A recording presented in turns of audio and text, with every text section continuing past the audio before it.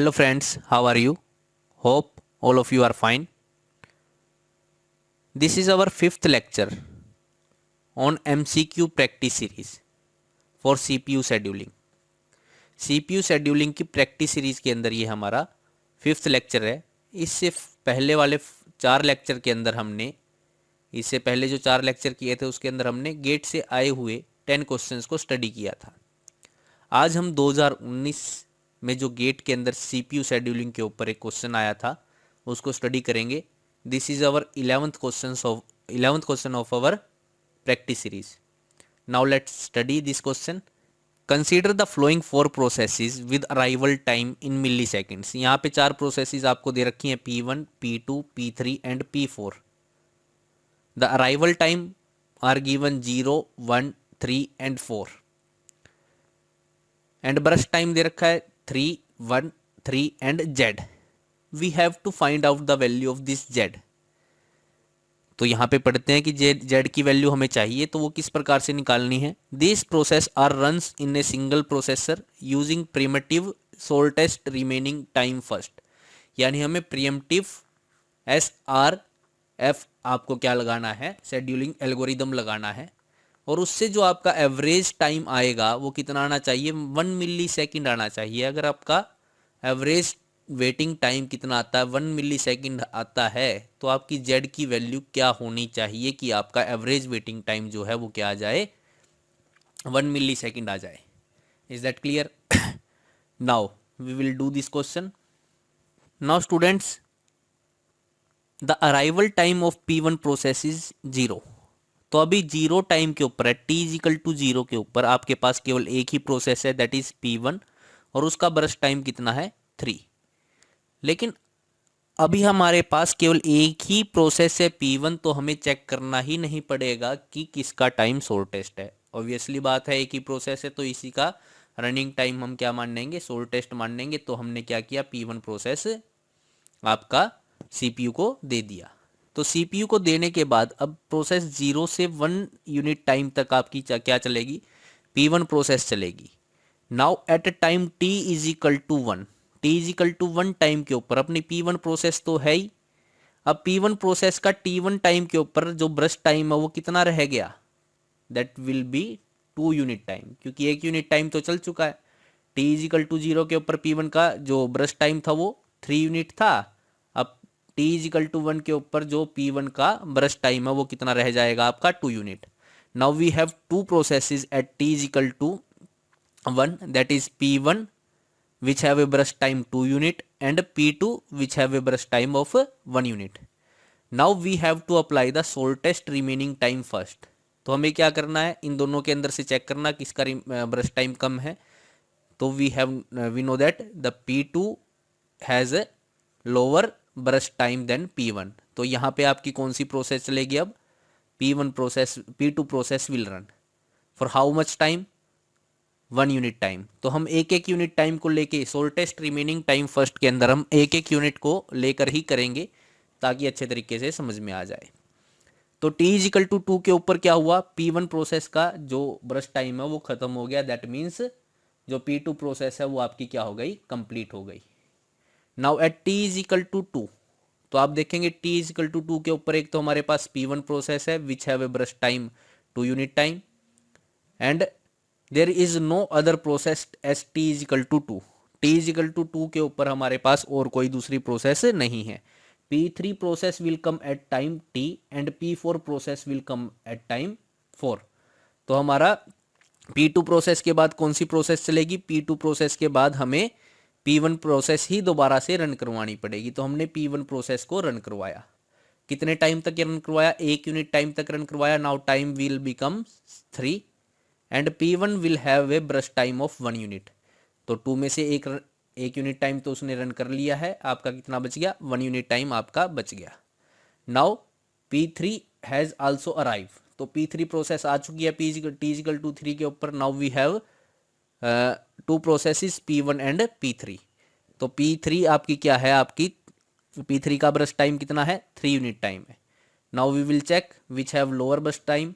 तो P1 process जो है आपका उसका ब्रश टाइम जो है वो कम है, तो हमारी कौन सी प्रोसेस चलेगी, P1 प्रोसेस ही चलती रहेगी। कितने टाइम तक चलाया हमने, 1 यूनिट टाइम और चलाया, तो P1 की जो ब्रश टाइम है वो क्या हो गया आपका 0।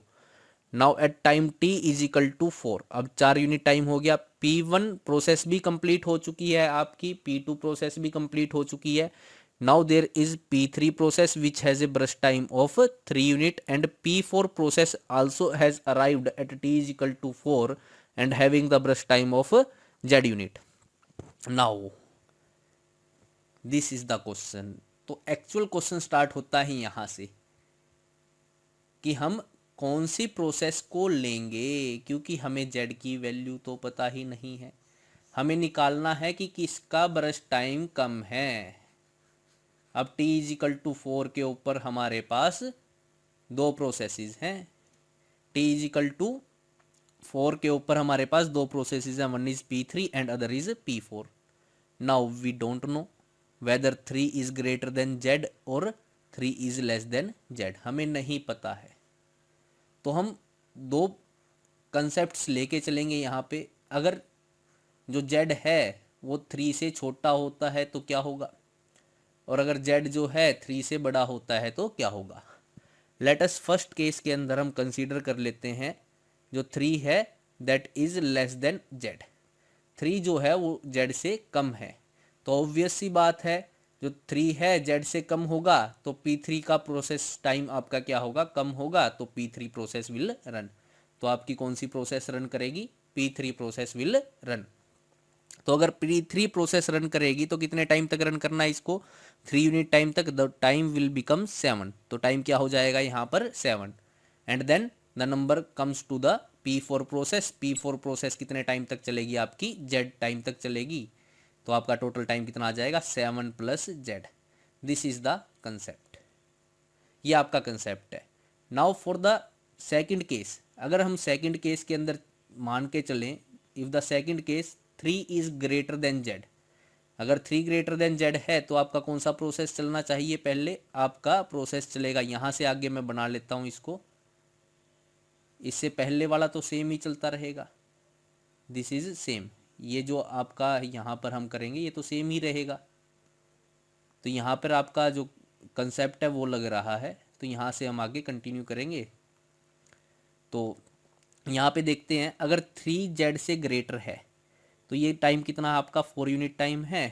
तो हम किसको चलाएंगे अब, if 3 is greater than z then P4 process will run. अगर P4 प्रोसेस रन होगी तो कितने टाइम तक रन होगी, z टाइम तक रन होगी, then it comes to be 4 plus z। तो ये आपका क्या आएगा 4 प्लस z आएगा। 4 प्लस z टाइम के बाद क्या हो जाएगा, P4 प्रोसेस कंप्लीट हो जाएगी, then we will run P3 process. How much time, 3 unit times तक P3 प्रोसेस चलेगी। तो टोटल टाइम यहाँ पे कितना हो जाएगा, 4 प्लस z हो चुका है, 3 यूनिट टाइम किसने ले लिया, P3 ने ले लिया, तो टोटल टाइम कितना हो जाएगा 7 plus z। These are two concepts for this question. बड़ा ही अच्छा क्वेश्चन था ये, तो आगे इसको सॉल्व करते हैं। Now for this two case we will find out the average waiting time. तो इन दोनों केसेस के लिए हम एवरेज वेटिंग टाइम निकालते हैं, कितना आएगा। Now the average waiting time for the upper वाले केस, जो ये वाला केस है इसके लिए एवरेज टाइम वेटिंग टाइम निकालते हैं। तो एवरेज वेटिंग टाइम निकालने के लिए आपको एक बार अपनी टेबल के अंदर दोबारा से देखना पड़ेगा। Now look at the table, the P1 process comes at t is equal to 0, burst time है उसका 3, और P1 प्रोसेस जो है कंप्लीट कितने पर हुई है 4 के ऊपर। तो आप जो निकालेंगे कंप्लीटेशन टाइम में से, कंप्लीटेशन टाइम कितना है 4 यूनिट है, अराइवल टाइम कितना है आपका, arrival time is 0 and burst time is equal to 3 unit. तो आपको अगर वेटिंग टाइम निकालना है तो आपको क्या करना है, CT completion time minus arrival time minus burst time, you will find out. तो कितना आएगा 4 minus 0 minus 3 that comes out to be 1। तो P1 का जो वेटिंग टाइम है वो कितना आएगा आपका 1 आएगा। हम किसकी बात कर रहे हैं, इस वाले केस की बात कर रहे हैं, ध्यान रखना। Now for the P2 process, P2 process का हम निकालते हैं कि एवरेज वेटिंग P2 प्रोसेस का वेटिंग टाइम कितना आएगा। नाउ P2 प्रोसेस कंप्लीट कब हुई, 2 के ऊपर कंप्लीट हुई, तो CT minus AT minus BT आपको निकालना है, BT आपको लगाना है।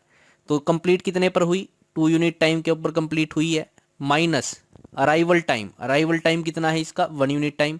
भाई देखो इसको मैं थोड़ा सा यहाँ पे समझा देता हूँ कि ये फार्मूला कैसे लिखा है। भाई P2 प्रोसेस को कंप्लीट होने में कितना टाइम लिया उसने, 2 यूनिट टाइम तक वो रहा, 2 यूनिट टाइम तक रहा, लेकिन वो जो प्रोसेस P2 है वो आई ही कितने टाइम पर थी, 1 टाइम पर थी, तो उसको माइनस कर दिया हमने।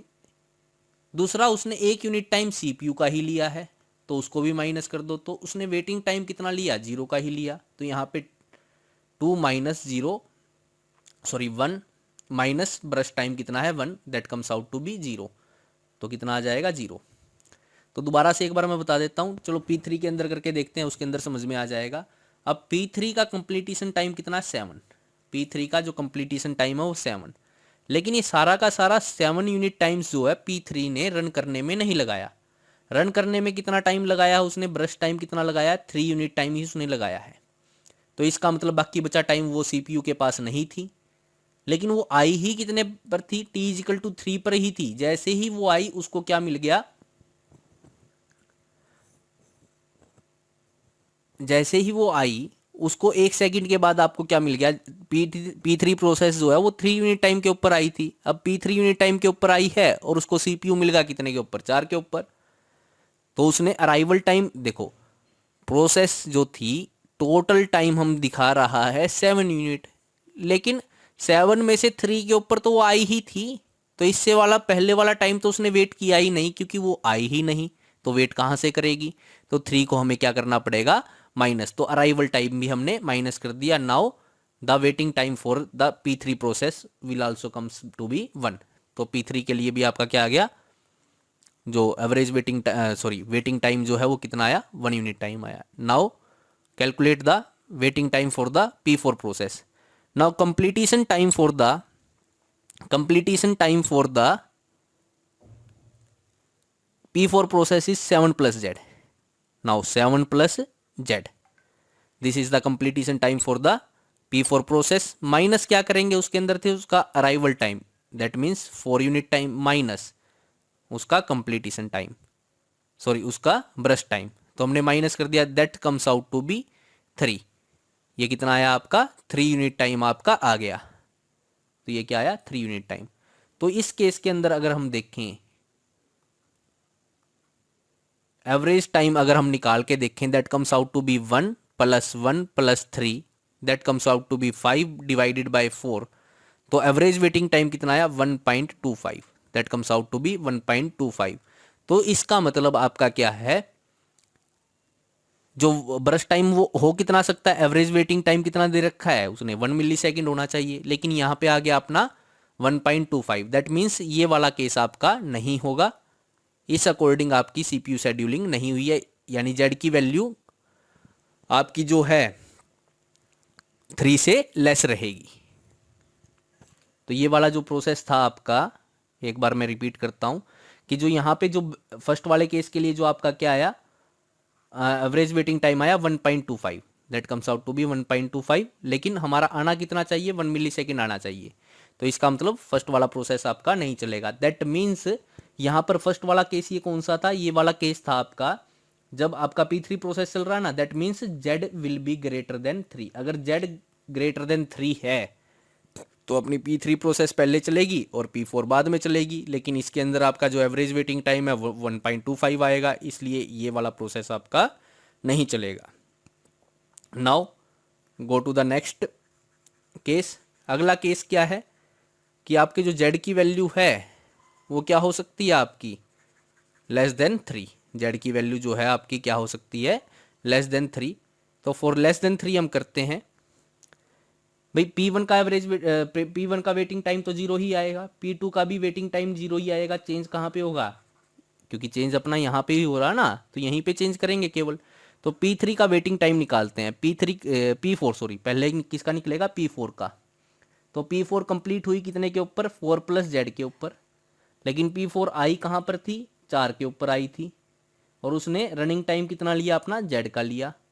तो यहाँ पे कितना आ गया, जो average waiting time for P4 process is 0, तो यहाँ पे P4 का भी क्या आ गया, 0 वेटिंग टाइम आ गया।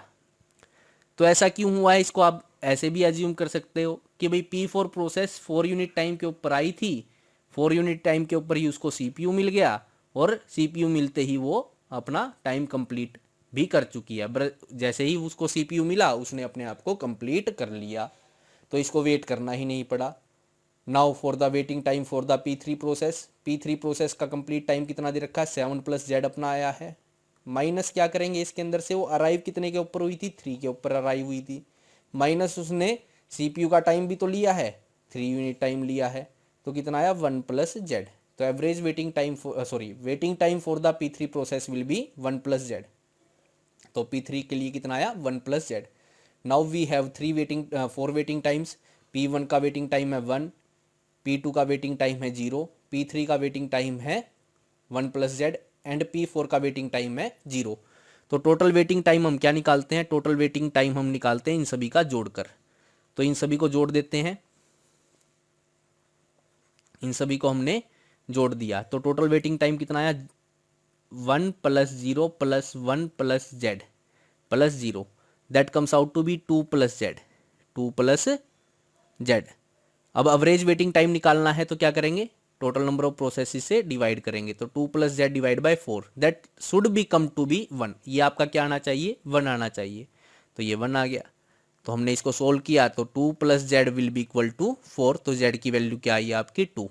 अगर आपकी Z की वैल्यू 2 है, अगर आपकी Z की वैल्यू 2 है, तो आपका क्या होगा, एवरेज वेटिंग टाइम जो है वो 1 मिलीसेकंड आएगा। तो होप स्टूडेंट्स ये आप क्वेश्चन आपको समझ में आया होगा। अगर नहीं समझ में आया तो आप कमेंट बॉक्स के अंदर कमेंट कर सकते हैं। Now we will do one more thing for this question. एक चीज़ और हम कर सकते हैं, अगर ये मेथड आपको प्रॉपर मेथड समझ में नहीं आया है तो आप एक चीज़ और कर सकते हैं, take the Z value first 0 then 1 then 2 then 3। आप Z की वैल्यू 1 बाय 1, 0 1 2, 0 तो हो नहीं सकता है तो 0 को तो पुट नहीं करेंगे, Z की वैल्यू 1 2 3 4 आप पुट करके देखते रहें, हर Z की वैल्यू 1 रख के देखें, एवरेज वेटिंग टाइम निकालें, Z की वैल्यू 2 रख के देखें, एवरेज वेटिंग टाइम निकालें, Z की वैल्यू 3 रख के देखें, एवरेज वेटिंग टाइम निकालें। तो जिस Z की वैल्यू के लिए आपका एवरेज वेटिंग टाइम 1 मिलीसेकंड आएगा वही आपका क्या हो जाएगा, आंसर हो जाएगा। लेकिन हमने इसको प्रॉपर मेथड से किया है और आपका आंसर कितना आया, answer will be equal to 2। Thank you students.